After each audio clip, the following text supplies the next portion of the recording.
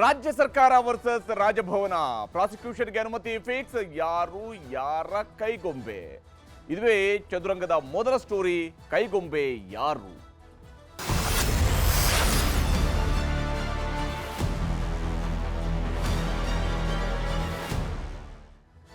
ಮೂಡ ಇದು ಮೈಸೂರಿನ ಅಭಿವೃದ್ಧಿಗಾಗಿ ಮಾಡಿದಂತಹ ಮೈಸೂರು ಅಭಿವೃದ್ಧಿ ಪ್ರಾಧಿಕಾರ. ಆದರೆ ಈ ಮೈಸೂರು ಅಭಿವೃದ್ಧಿ ಪ್ರಾಧಿಕಾರ ಯಾರ್ಯಾರ ಅಭಿವೃದ್ಧಿ ಮಾಡಿದೆ ಅನ್ನೋದರ ಬಗ್ಗೆ ಬಹಳಷ್ಟು ಆರೋಪ ಪ್ರತ್ಯಾರೋಪ ಇದ್ದೇ ಇದೆ. ನೇರವಾಗಿ ಮುಖ್ಯಮಂತ್ರಿಯವರ ವಿರುದ್ಧನೇ ಆರೋಪ ಇದೆ. ಇದೇ ಸಂದರ್ಭದಲ್ಲಿ ಮುಖ್ಯಮಂತ್ರಿಯವರು ರಾಜ್ಯಪಾಲರನ್ನ ಹೇಳ್ತಾ ಇದ್ದಾರೆ, ಅವರು ಕೈಗೊಂಬೆಯಾಗಿ ಕೆಲಸ ಮಾಡ್ತಾ ಇದ್ದಾರೆ ಅಂತ ಹೇಳ್ಕೊಂಡು ಪರಿಸ್ಥಿತಿಯ ಕೈಗೊಂಬೆ ಆದಂಥ ಸ್ವರೂಪದಲ್ಲಿ ಮುಖ್ಯಮಂತ್ರಿಯವರು ಕೂಡ ಕಾಣ್ತಾ ಇದ್ದಾರೆ. ಯಾಕಂದ್ರೆ ಅವರೇ ಇಲ್ಲದ ಕ್ಯಾಬಿನೆಟ್ ಸಭೆಯೂ ಕೂಡ ನಡೆದಿರುವಂಥದ್ದು ರಾಜ್ಯದಲ್ಲಿ ಆಗಿದೆ.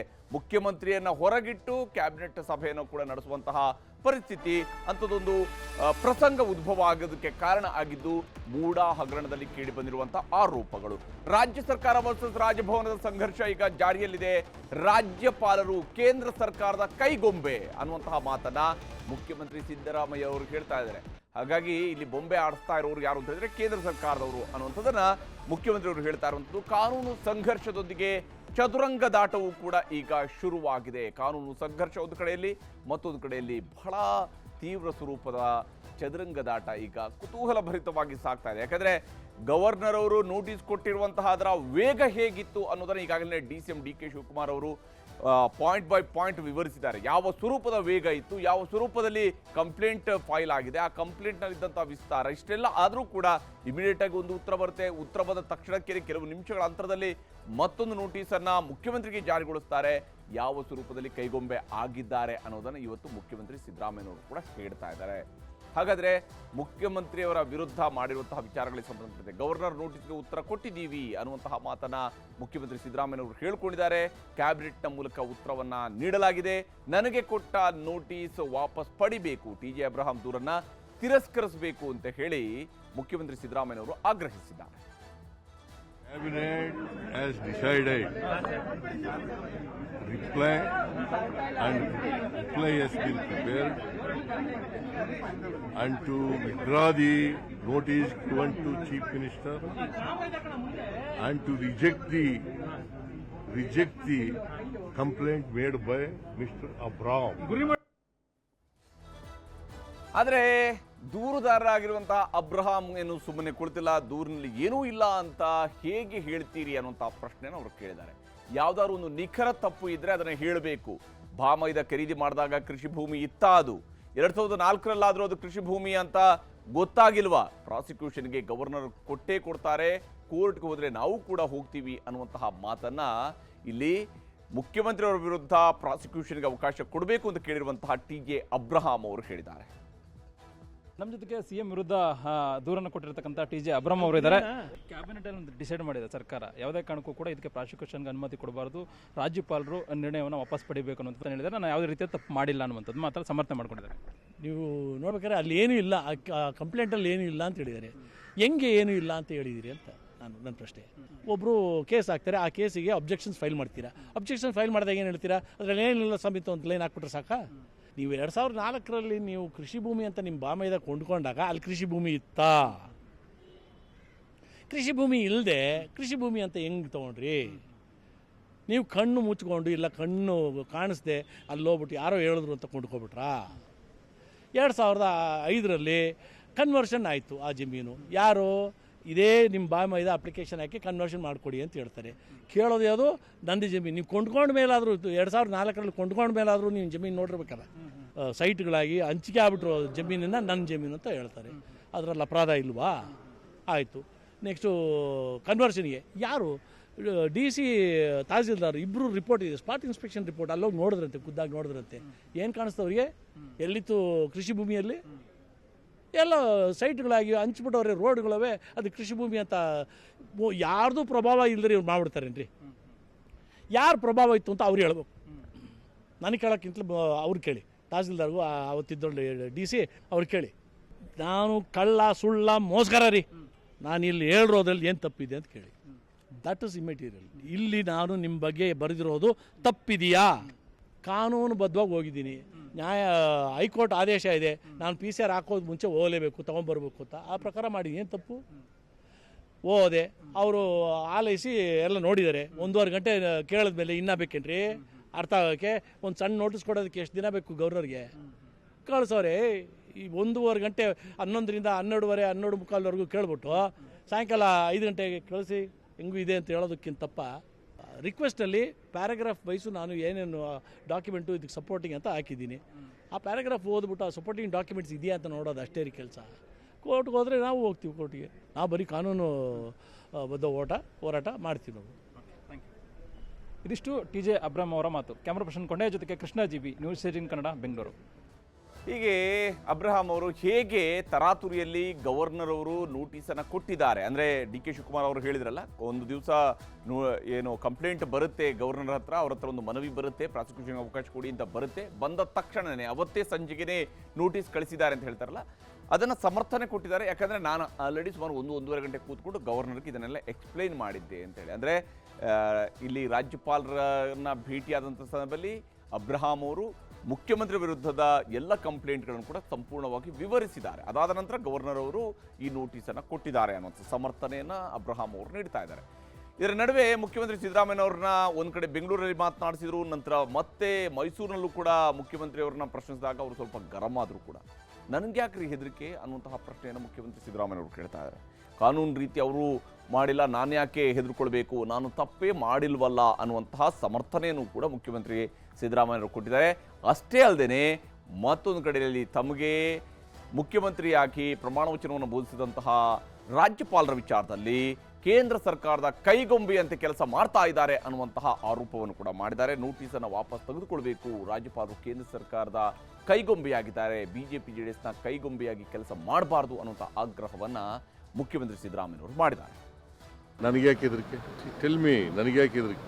ಕಾನೂನು ರೀತಿ ಅವರು ಮಾಡಿಲ್ಲ, ನಾನು ಯಾಕೆ ಹೆದರ್ಕೋಬೇಕು? ಕಾನೂನು ತಪ್ಪು ಮಾಡಿದ್ರೆ ತಾನೇ ಹೆದರ್ಕೋಬೇಕು. ನಾ ತಪ್ಪೇ ಮಾಡಿಲ್ವಲ್ಲ. ಒಬ್ಬ ಅವನ ಆಂಟಿಸಿಡೆಂಟ್ಸ್ ನೋಡಿದಾಗ ಅವನೊಬ್ಬ ಬ್ಲ್ಯಾಕ್ ಮೇಲರು, ಅವನ ಕಂಪ್ಲೇಂಟ್ ಮೇಲೆ ನೀವು ಆಕ್ಟ್ ಮಾಡಿರ್ತಕ್ಕಂಥದ್ದು ಕಾನೂನು ಬಾಹಿರವಾಗಿರ್ತಕ್ಕಂಥ ವಿಚಾರ. ಅವನು ಈ ಥರದ್ದು ಅನೇಕ ಜನರಿಗೆ ಇಂಥದೇ ನೋಟಿಸ್ ಕಂಪ್ಲೇಂಟ್ಗಳನ್ನು ಕೊಡ್ತಾ ಇದ್ದಾನೆ.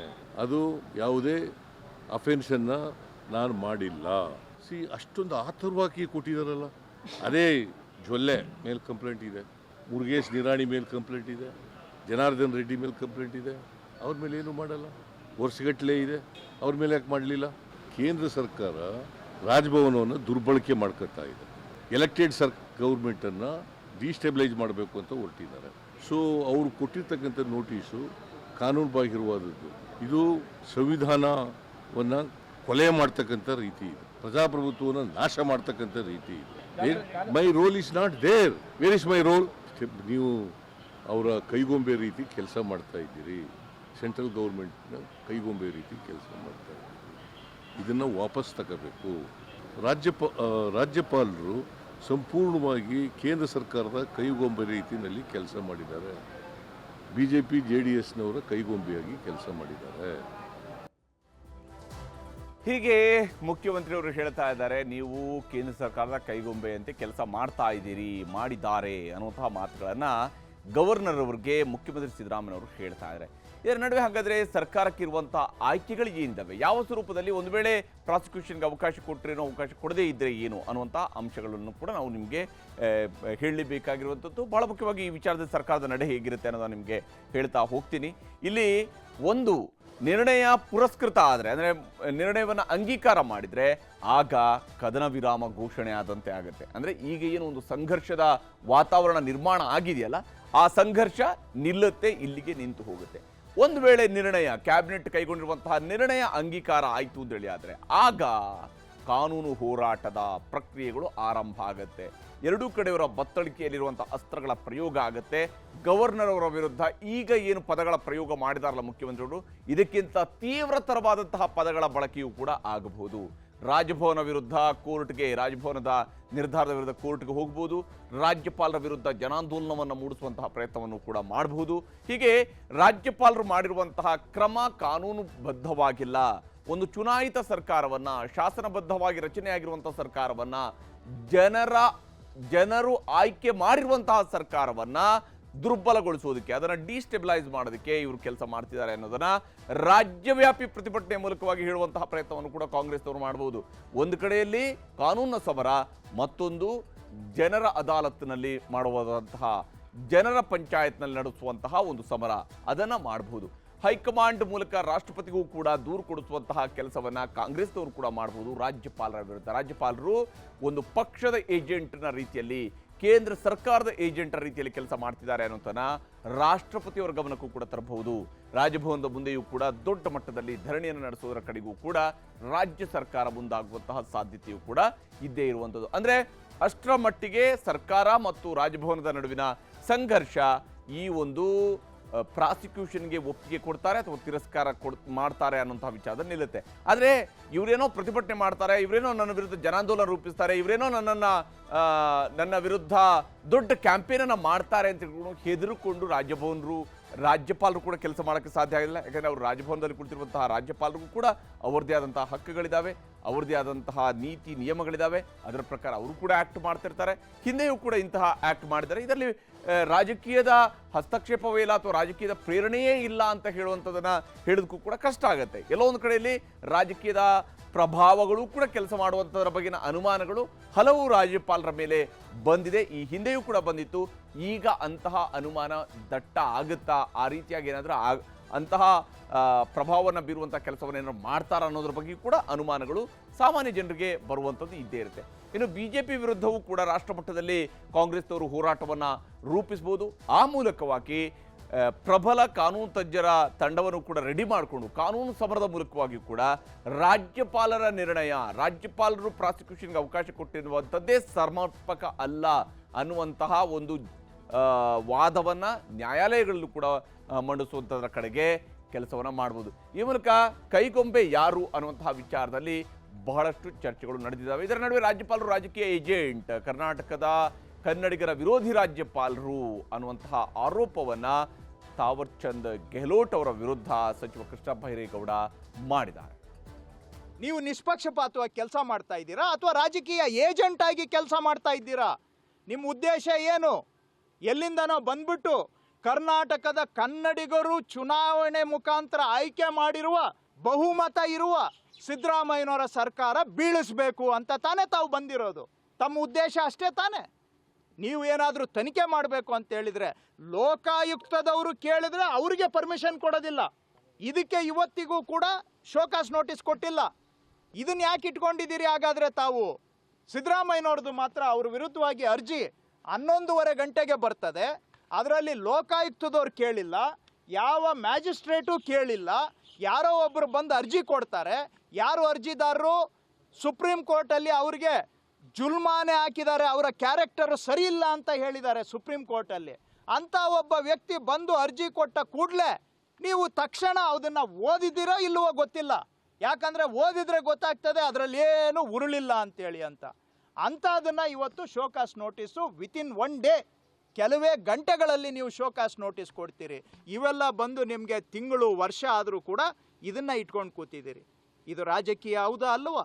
ಇದೇ ಕೆಲಸ ಮಾಡೋಕ್ಕೆ ನೀವು ಕರ್ನಾಟಕಕ್ಕೆ ಬಂದಿರೋದು? ನಿಮ್ಮ ದಬ್ಬಾಳಿಕೆಯನ್ನು ಕನ್ನಡಿಗರ ಮೇಲೆ ಮಾಡೋದಕ್ಕೆ, ಜನಗಳಿಂದ ಆಯ್ಕೆ ಆಗಿರುವಂಥ ಕನ್ನಡಿಗರಿಂದ ಆಯ್ಕೆ ಆಗಿರೋ ಸರ್ಕಾರ ಉರುಳಿಸುವಂಥ ಪಿತೂರಿ ಇದು.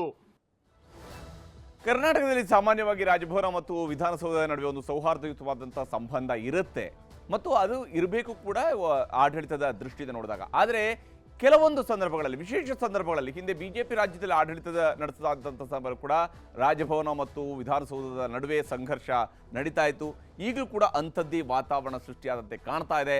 ಮಂತ್ರಿಗಳು ಬಳಸಿರುವಂತಹ ಪದಗಳು, ಅವರ ಮಾತಿನ ಮೊನಚನ್ನು ಗಮನಿಸಿದಾಗ ನೇರವಾಗಿ ರಾಜ್ಯಪಾಲರನ್ನ ಟಾರ್ಗೆಟ್ ಮಾಡೋದಕ್ಕೆ ರಾಜ್ಯ ಸರ್ಕಾರವು ಕೂಡ ಹೋಗ್ತಾ ಇರೋದು ಸ್ಪಷ್ಟ ಇದೆ. ಯಾಕಂದರೆ ಇದನ್ನು ರಾಜಕೀಯವಾಗಿ ಎದುರಿಸಿ ಅವರನ್ನು ಹಿಮ್ಮೆಟ್ಟಿಸಬೇಕು, ರಾಜಕೀಯವಾಗಿ ಹಿಮ್ಮೆಟ್ಟಿಸಬೇಕು ಅನ್ನುವಂತಹ ತಂತ್ರಗಾರಿಕೆಯನ್ನು ಕಾಂಗ್ರೆಸ್ ರೂಪಿಸಿರುವಂಥದ್ದು ಸ್ಪಷ್ಟವಾಗಿ ಗೋಚರಿಸ್ತಾ ಇದೆ. ಈ ಮೂಲಕವಾಗಿ ಜನಾಭಿಪ್ರಾಯವನ್ನು ಮೂಡಿಸುವಂಥ ಪ್ರಯತ್ನವನ್ನು ಕಾಂಗ್ರೆಸ್ನವರು ಕೂಡ ಮಾಡ್ತಾ ಇದ್ದಾರೆ.